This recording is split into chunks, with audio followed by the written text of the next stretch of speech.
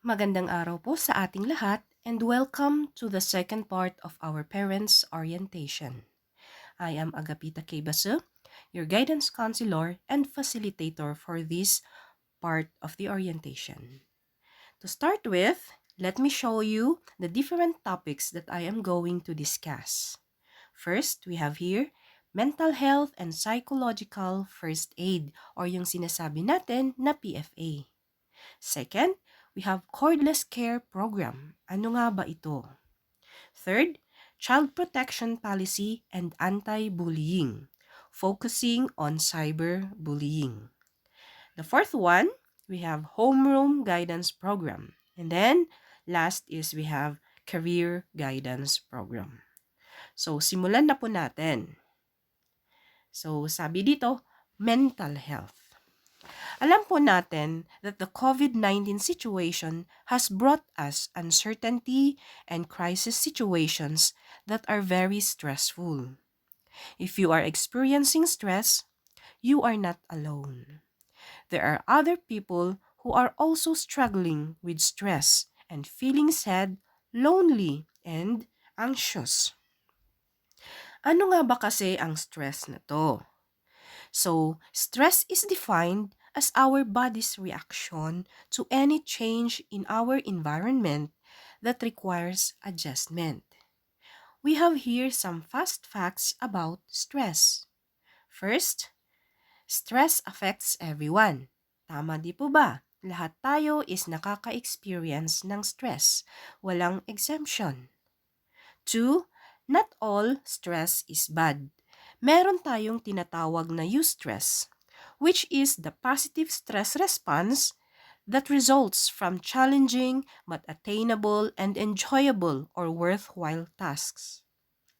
Number 3, long-term stress is bad for the health. So yung prolonged po na effect ng stress sa atin is nakakasama sa ating kalusugan.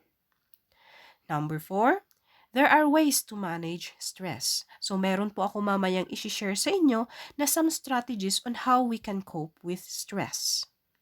And then number 5, if stress is too much, seek the help of a health professional. Huwag po tayong mahiya na manghingi ng tulong kung kinakailangan natin. We have our doctors, we have our nurses. Sa school naman for the students, meron po tayong guidance counselor. So, meron pa ako sa guidance office na pwede ninyong kontakin if you need someone to talk to. Okay, so tingnan po natin yung mga ibang coping strategies na pwede nating gamitin to manage yung stress.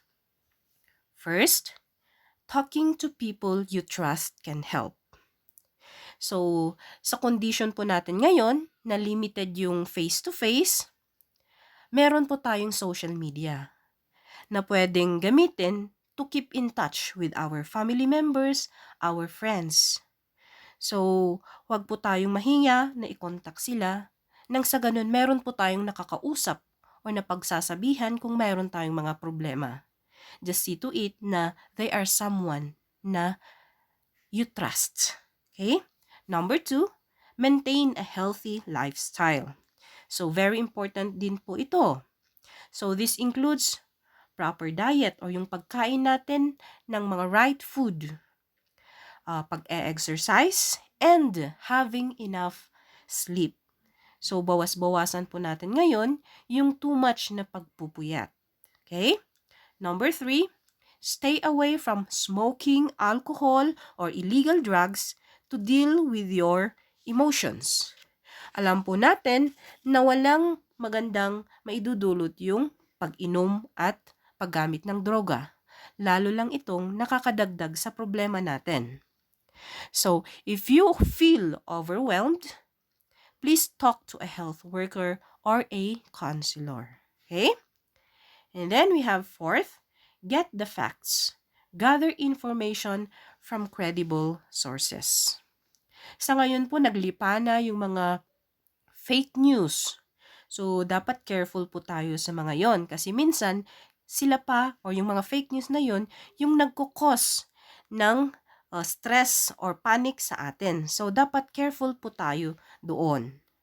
So, Dapat kinikilatis natin yung pinanggagalingan ng mga information na binabasa natin. Okay? Number 5, lessen time you and your family spend on social media platforms. Especially po kung halos negative naman yung napapanood natin sa mga TV natin or sa social media, mas maganda pong i-lessen natin yung time natin with that. Instead, gamitin na lang natin yung oras natin to bond with our family members. Okay? Number 6, draw on skills you have used in the past that have helped you to manage previous life's challenges and use those skills to help you manage your emotions during the pandemic. So I know na for the past months or years, meron tayong mga kanya-kanyang coping mechanisms na ginagawa. Lalo na pag nakaka-encounter tayo ng mga problems. And kung maganda naman yung naidudulot nito, yung nagiging outcome niya, ituloy-tuloy lang po natin. Pwede natin gamitin siya for us to manage yung effect naman ng pandemic na to sa atin. Okay? Number 6, meditate and or pray with your loved ones. Very important po ito. Let us encourage our children to pray together and let us pray for each other. And then number 8, we have learn new hobbies like gardening, di ba? Daming mga plantito, plantita ngayon. Do some arts or other crafts. Play an instrument or cooking. So, by doing this, at least nada-divert natin yung attention natin sa mas productive na mga bagay instead na nagdudwell tayo sa effect ng pandemic. Okay, so those are just some only, some strategies. Marami pa po ito. So, yun muna po yung isi-share ko sa inyo. So, let's proceed now with PFA or yung psychological first aid. Sabi dito, it is not counseling or psychological debriefing. Kasi po, ang gumagawa ng counseling and psychological debriefing ay mga licensed na doctor, nurses, or guidance counselors. While, pag PFA po kasi, not necessarily na mga doktor yan or guidance counselor. Pwede po yung mga individuals as long na they are trained and they have the knowledge on how to conduct PFA. So, ano ngayon ang PFA?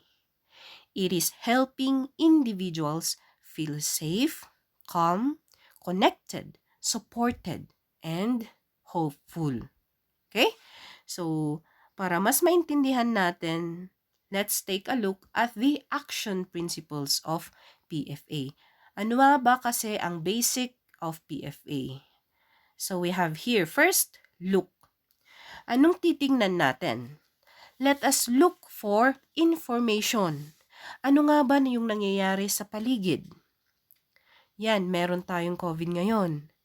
'Di ba? Dumadami pa yung mga cases of COVID. So, alamin natin, ano yung nangyayari sa paligid natin. Ano pang titingnan natin? Are we safe? Safe ba tayo? Sinusunod ba natin yung mga protocols or not? Ano pang titingnan natin? We have to check. Ano yung mga reactions like yung mga anak natin sa loob ng bahay? So, sa tinagal-tagal ng pandemic, tingnan natin paano sila nagre-react sa effect ng pandemic. So, yun po yung mga titingnan natin. And then, second principle is listen. When we say listen, we have to pay attention. We have to pay attention nang sa ganon, makuha natin yung message. Makuha natin yung sinasabi ng nagsasalita. Like kung anak man natin yun, malalaman natin yung concerns niya. Ano yung pinagdadaanan niya? Ano yung mga kailangan niya? Ano yung mga needs niya? Nang sa ganun, alam natin kung paano natin siya susuportahan. Like, baka naman too anxious na yung bata. Anong pwede natin gawin? Pwede natin siyang tulungan na mag-calm. Yeah? So, tingnan po lahat natin yung mga bagay na yon. Tingnan natin yung mga needs nila and ano yung support na pwede nating maibigay sa kanila. And then the last principle is link. Yan. When we say link, we refer, no? Kasi hindi naman lahat ng bagay is alam natin or kaya natin. So, it's very important din na marunong tayong mag-refer. Kung kaya natin, then well and good. We will help. Pero kung hindi, we can refer them to other professionals or other agencies para yung mga needs nila is ma-attendan natin. Okay, so those are the basic principles of PFA. And in line with link, let's proceed with the next topic. So, cordless care program.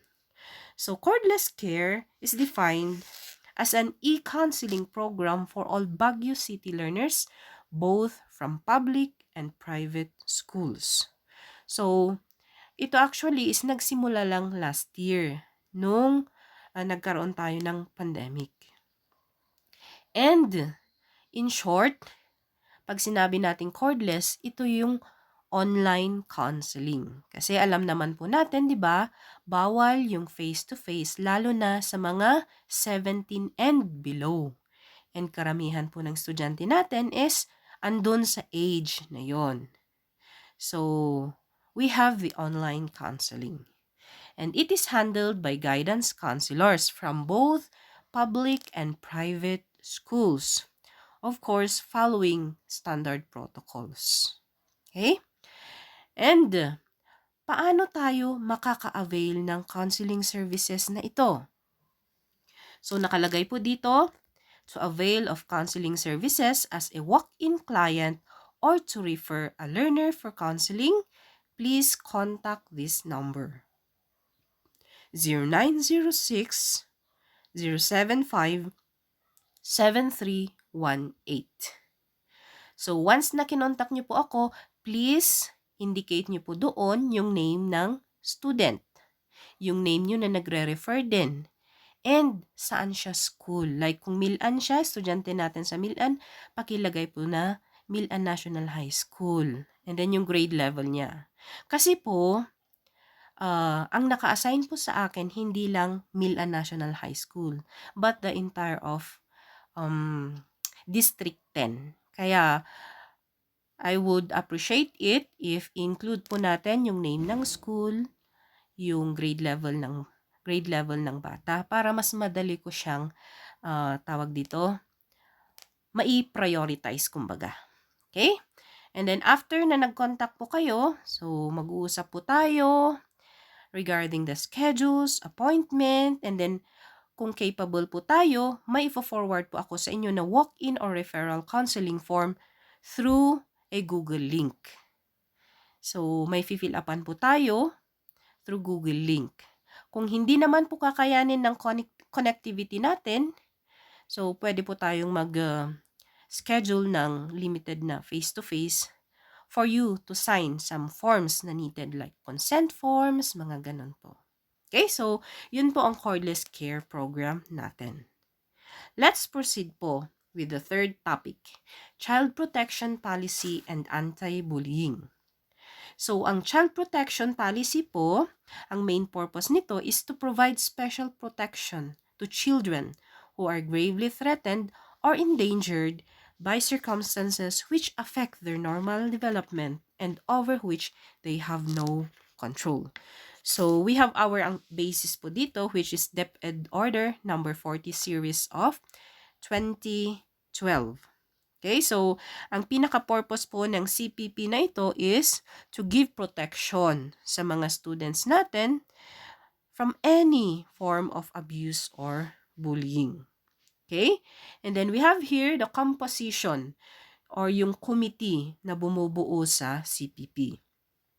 We have here chairman, of course, our school head or principal. Vice chairperson, we have me po as the guidance counselor. Faculty club representative, we have PTA representative, we have students representative from SSG, and then a community representative from the barangay. So, yun po yung composition ng committee. Now, let's proceed with anti-bullying, which is isa ito sa pinaka-highlight ng CPP. So, as per Anti-Bullying Act of 2013, bullying is referred to any severe or repeated use by one or more students of a written, verbal, or electronic expression, or a physical act of gesture, or any combination thereof, directed at another student that has the effect of actually causing or placing the latter in reasonable fear of physical or emotional harm or damage to his property. So, clear po dito sa definition natin na when we say bullying, this is perpetuated by a student against another student, which may happen in any form like physical or physical bullying. Example, yung pambabatok or yung kicking, mga ganon. Pwede ring mangyari siya verbal or yung social bullying. Yan. Pagsasabi ng mga nakakasakit na salita. Or pwede rin siyang mangyari in the internet, or we have yung sinasabi nating cyberbullying. Okay, so gusto ko pong i-share sa inyo kung ano yung procedure natin on handling bullying cases in the school. So we have here, of course, first, the bullied or yung parent or guardian ng bullied student shall report the case of bullying to the class advisor or any adult school personnel. So yun yung first po, i-report po natin. Second, of course, the class advisor shall verify the report. Pwede siyang mag-conduct ng interview or visitation if necessary. Pag natapos niya yon, i-refer niya yung incident sa CPP committee. Third step, the committee will gather and magkakaroon sila ng meeting to look into the case report. Meron din silang i-fill out na intake sheet. Okay? Fourth step, the school head or the principal, as the chairperson of SCPC, shall call for a meeting through the class advisor who shall inform the parents or legal guardians of the students. So magkakaroon na ng case conference kasama yung parents of the students involved. Okay? Next, we have here number 5. Yan. The committee may recommend intervention or may refer to proper authorities for proper handling, coordination, and support. Of course, depende sa pinag-usapan nila during the case conference, may mga interventions na gagawin. Okay? So, and isa doon po is yung mag-a-undergo yung mga students involved ng counseling. So, mag-i-schedule ako sa guidance office for a counseling session para sa mga students involved. Okay? And then number 6, the committee submit consolidated reports to the division office. So, pag bullying po, yung report natin napupunta hanggang division office. And then the last na step is, of course, the committee will conduct monitoring and evaluation and follow-up of yung student cases natin. Okay, so yun po yung mga procedures natin and pakatandahan po natin ito. Okay, then let me share with you a flyer po na nakita ko regarding cyberbullying. So sabi po dito, 60% ng mga bata na 7 to 12 taong gulang ay nagiging biktima ng cyberbullying. So more or less, papasok dito yung mga grade 7 natin. Tumaas ng 70.74% ang mga kaso ng cyberbullying at 20% ng mga nabully ay nag-isip na magpakamatay. So ito po yung isa sa pinakadelikadong effect of cyberbullying. Ano nga ba ang cyberbullying? Number 1, pag-post o pagsulat ng mga nakakasakit, nakakabastos o pagbabanta ng mga mensahe o litrato. Pag-post o pagsulat ng mga sabi-sabi, tsismis o mga hindi totoong impormasyon upang mapahiya ang isang tao. Pag-post ng mga sensitibo o pribadong impormasyon ng ibang tao. Pagpapanggap bilang ibang tao para magmukha silang masama. at sadyang hindi pagsama ng isang tao sa grupo. So, yun po ang cyberbullying. Ngayon, ano yung dapat natin gawin? So, we have here gabay para sa mga magulang. Number 1, kung may napapansing issue, kausapin ng mahinahon ang iyong anak. Tandaan na bilang magulang, mahalaga na maging bukas ang isip at maging maunawain. Hindi pwedeng sabihin, ayan kasi, kaka-computer mo yan. Okay? Number 2, kung merong nanunukso sa kanila sa internet, kausapin sila tungkol sa mga angkop na reaksyon at ituro sa kanila ang gagawin. Para stop bullying, tandaan, stop B. So we have here the acronym stop B. S stands for screenshot the message para may proof pag sinumbong sa teacher or magulang. T, tumigil mag-reply sa pangbubuli. O, open up. Kausapin ang mga magulang o mga nakatatandang pinagkakatiwalaan mo. P, private. Ilagay sa private ang settings ng social media para hindi makita ng lahat ng tao. At B, block the bully sa social media. So, ipaintindi po natin ito sa ating mga anak nang sa ganon maiwasan nila yung case of cyberbullying. Or ito yung gagawin nila kung may mambubuli sa kanila online. Okay? Number 3, kung may kaklase o kaibigan na nabubuli, pwede itong i-report sa principal or guidance counselor ng eskwelahan. 4, sabihan ng bata na kahit anong mangyari at kahit anumang problema, ikaw ay makikinig at uunawa sa kanya. 5, kung maaari, ituro sa mga bata ang konsepto ng trusted adult. Kung sinong pwede niyang pagkatiwalaan sa bahay, sa kanyang mga kamag-anak, sa paaralan at sa komunidad. And we have here, sabi, at kung sakaling ang anak ay malakas manukso o nagiging bully, tanungin sila kung ano ang mararamdaman nila kung sila ang tinutukso. Ipaintindi na kahit wala silang masamang intensyon, maaari silang makasakit ng damdamin ng ibang tao. So, reminder lang po ito sa atin regarding bullying, especially yung cyberbullying natin, and we hope na ma-explain natin ito sa mga bata nang sa ganun maiwasan nila yung cases of cyberbullying. Okay, so let's proceed po with the next topic, Homeroom Guidance Program. So, Homeroom Guidance is a responsive program that equips learners with competencies to address issues not included in the formal learning areas but is very essential to their environment or to their development. So, in short, ang focus po ng homeroom guidance is yung life skills ng bata. Life skills nila na hindi kasama doon sa formal learning areas. And meron po tayong mga homeroom guidance modules. So, meron tayong binibigay na homeroom guidance modules from grade 7 hanggang sa grade 12. From first quarter hanggang sa fourth quarter.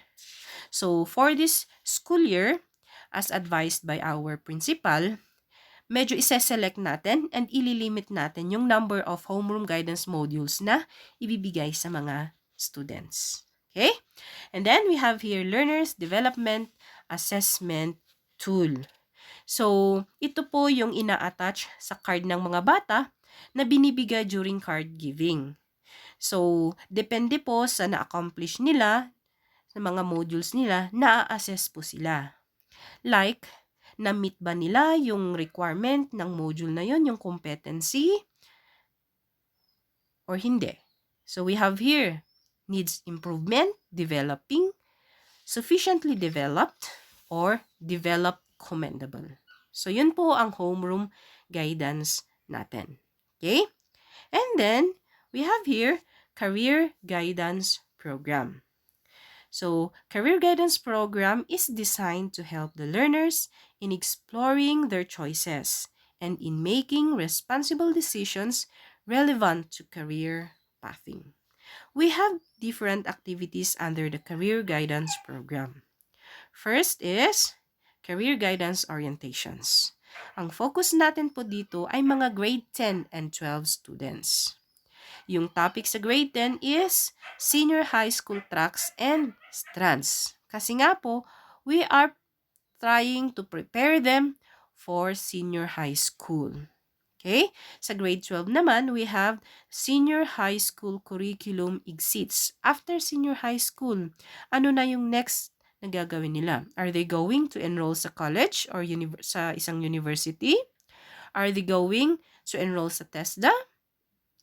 Magtatrabaho kaya sila or magbi-business na lang? So, yun po yung focus na sa grade 12. We also have career guidance learning materials. Pero, sa grade 7 hanggang grade 9, integrated na po ito sa homeroom guidance modules. Sa grade 10 naman, meron tayong MCDP or yung tinatawag natin na Multiple Career Development Pathways to help them in planning for their career. Okay? And then sa grade 11 and 12, we have additional career guidance modules. Okay, so yun po. And then we also have career counseling and consultation. So, of course, kung may mga concerns sila regarding their career or medyo confused sila as to ano yung kukunin nila sa senior high school, pwede po silang mag-contact or pwede nila akong i-contact using this number. We have 0906 075 7318. Okay, and then last we have curriculum exit tracking system. This is for grade 12 learners naman. To monitor kung saan sila after senior high school, saang school sila nag-enroll, or ano yung exit na pinasukan nila after senior high school. Okay, so yun lang po yung mga topics ko. And before I will end my part, let me share this quote by Ann Henderson and Karen Mapp. When schools, families, and community groups work together to support learning, children tend to better in school, stay in school longer, and like school more. Okay, yun lang po, and thank you very much for your time and support. May God bless us all po.